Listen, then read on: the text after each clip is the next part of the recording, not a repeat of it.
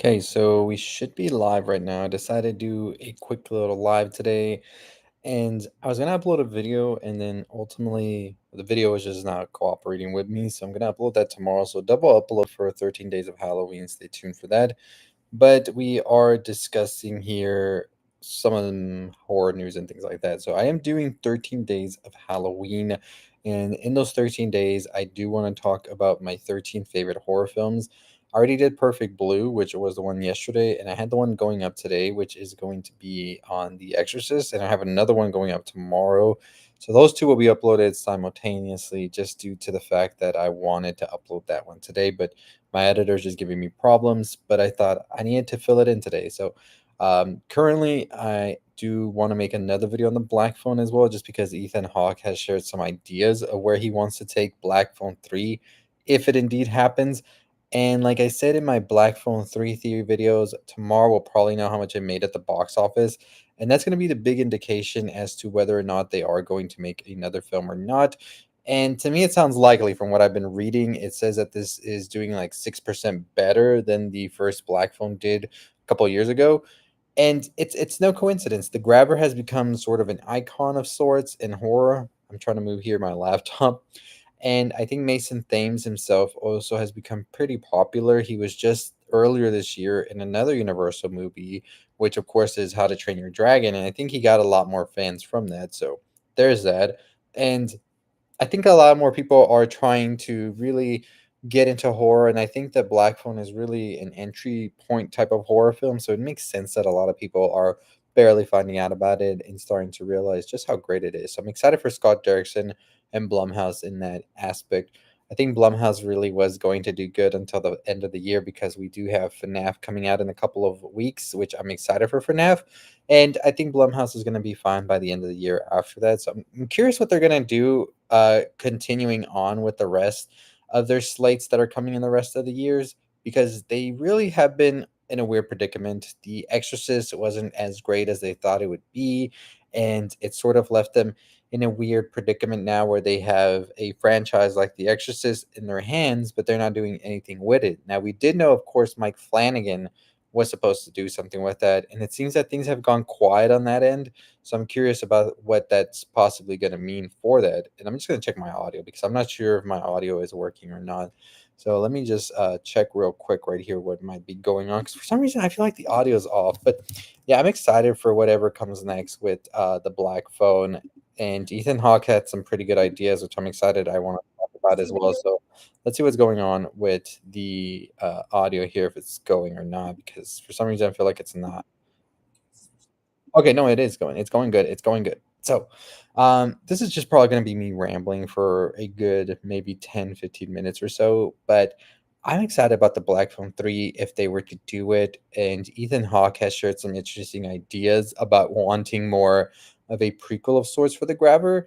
Even though I think they gave us a lot of story with the Black Phone 2 for the Grabber that's good enough for me. I don't need to know more about the Grabber or who he is. I think what they gave us in number 2 was already pretty good. So I'm not gonna get into spoilers right now about it.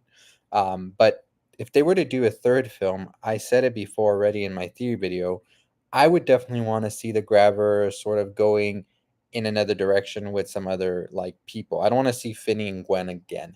I think their story wrapped up beautifully at the end of Black Phone 2. Give him that happy ending. Let's move on to some other characters, right? Sort of how we see with Freddy Krueger. I think that having the Grabber sort of torment others would add another degree to his character that we hadn't seen before. Maybe more of these people that he sort of like impacted and now they're adults, because of course the Grabber has been around for a bit now, so there had to be other victims prior to the ones we know from the first Black Phone and Black Phone 2. So now we can see the Grabber sort of move on to become a Freddy Krueger type character. And I think he was so different enough in Black Phone 2 that I don't really see him being like the quote unquote Freddy Krueger, because he does have several different powers here and there, you could say. And I think he's such an interesting character, the way they're developing into him being this sort of demon from hell now of sorts, right? So I could definitely see the Grabber moving more in that direction if they want to make another Black Phone movie, which we still don't know. Like I said, probably tomorrow we'll know for sure. depending on how it did at the box office, which so far so good. So we'll see what happens with that. But currently this week we do have Shelby Oaks coming out. I already watched that movie, and I do have a review out for you if you want to go check that out. That is the new Chris Stuckman movie, and if you've been on YouTube watching movie stuff and all that, you've probably come across his channel or seen his thumbnails. Big YouTuber that reviews movies. And I will say that movie's kind of interesting because I already watched it and I do say it in my review. I like the first third a lot. I think the first third part of that movie is really great. I think there's something so interesting that Chris is doing there. And if you're a fan of movies like Mungo or these mockumentary type movies, I think he has some of the best mockumentary vibes that I've seen in a movie in a while going on in that first third act. And then the movie does something where it changes into something else, and then that's when it kind of starts to lose me. And I just wasn't a fan of the third act for Shelby Oaks, and I wanted to love it. I've been watching Chris Stuckman for over 10 years, but it just didn't really land with me. But I think as a horror movie overall, I thought it was a fun time still. So if you're looking for a horror movie to watch this weekend and then you already watched Black Phone, I think if you're a fan of Blair Witch, if you're a fan of movies like Lake Mungo, those mockumentary vibed like horror movies, and what else could I describe it as? Anything with ritual type vibes, those movies, then you're probably like Shelby Oaks. So that's as far as I'll go with it without giving anything away. But I'm curious to see how it's gonna do. It's gonna be opening this coming Friday. I haven't seen many like trailers out there besides if you're like in the circles with movie talk and all of that. I haven't seen trailers for it. So I don't know how Neon's trying to push this one. It seems that they're trying to do a whole like long legs campaign vibe with it with the missing YouTubers and all of that. But I'm just like it's a week in and you barely started with this campaign, which I'm curious why that would be. It's almost like the Together campaign as well that they were trying to do earlier this year at South by Southwest, and then I didn't see them do anything with it. Where they were putting like missing posters and stuff like that. I think that Shelby Oaks could have been marketed a lot better, so that's why I'm kind of worried for Chris Deckman. But I think that definitely they are counting on his fans and everybody who knows him to go out and to go support Chris Deckman. But other than that, it's been a pretty lax Halloween horror movie release for new releases, right? Like all we got earlier this month, which is Good Boy, which did pretty good, which is fine. I did like that movie. There were some problems with it, I think, but overall it was good. We did have Bone Lake. I haven't checked how Bone Lake did. Thought that was an interesting one right there. And then we have Black Phone 2 and of course Shelby Oaks. And I think that's it besides Bugonia. I don't know if I really would consider Bugonia more of a horror movie than actually a drama sort of like thriller, maybe. But that comes out on October 24th with Shelby Oaks in limited release and then a full wide release on Halloween weekend. And Bugonia is my favorite movie of the year. If you are going to watch any movie, it's Bugonia. I think that Emma Stone truly is a talented actress, probably the biggest, most talented actress of her generation right now. Jesse Plemons is really great in it as well, and it's such an interesting movie. I got the chance to watch that Fantastic because I really loved what Yorgos is doing in that movie.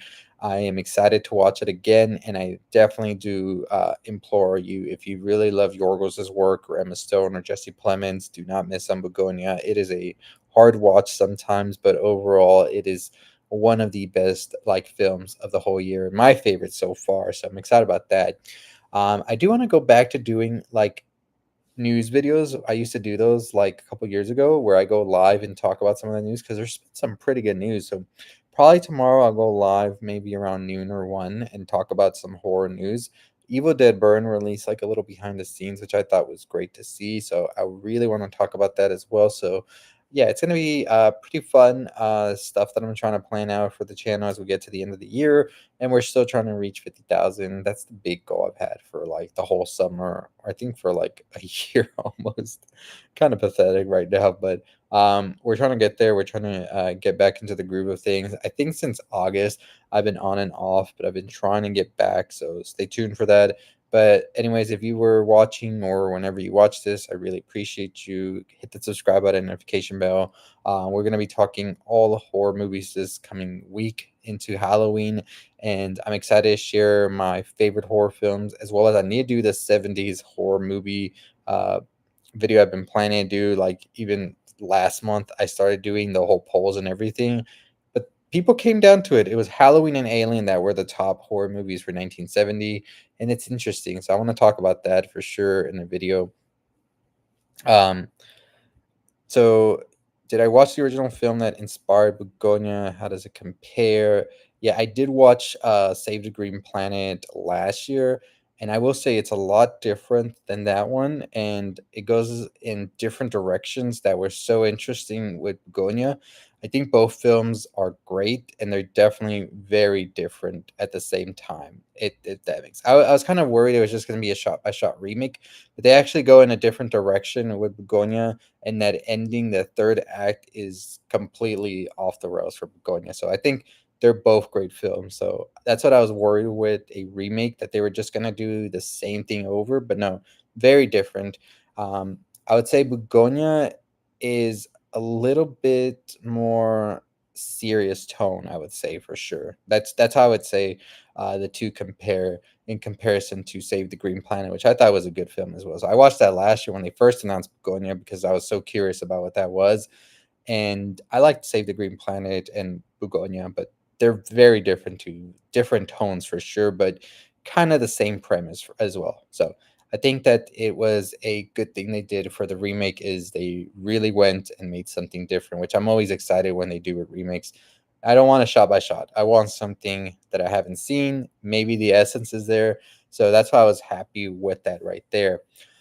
And then another horror movie that also got a trailer this week that I did watch at Fantastic Fest is Silent Night, Deadly Night. And Silent Night, Deadly Night is a sort of another, like, it reminds me of Begonia with Save the Green Planet, where it's a remake reboot of sorts, but the film decides to do something completely different than what the original did. And I'm curious to see how people are going to respond to it if they were fans of Silent Night, Deadly Night, the old one from like the 70s, late 70s, I believe, or 80s. Because I was so curious about that because I had watched Silent Night, Deadly Night a long time ago. And I was wondering what they were going to do with this remake that they had been teasing. I think Mike P. Nelson directed it, who did the film just recently, The Sweet Revenge, which was the short on Friday the 13th. And he did this remake, and I was just like, are they just going to do the same thing over we've seen already? And it was the first secret screening at Fantastic Fest, Midnighter, and it is a perfect midnighter. So Silent Night, Deadly Night, the remake that's going to come out this year on Christmas, which is like a quote unquote slasher film.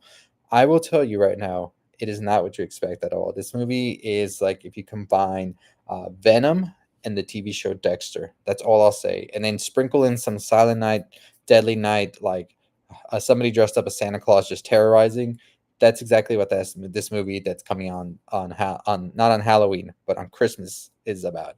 It's an interesting one for sure, and I'm very curious at how people are going to respond to it because I don't think people are ready for what exactly this movie is, and some of the segments that they show is crazy. So very curious about that. But yeah, there's still a pretty good amount of movies that are coming out that I'm still very interested in. Alpha is another one, the new Julia Ducournau film that is not playing anywhere near me, so that's kind of a bummer right now. But I see it's playing some places. Also, the big one that I'm excited for, but the release is just so messed up, is going to be Frankenstein. That is not playing besides like one or two theaters in a lot of major cities, and it's a bummer because I really want to see that on the big screen.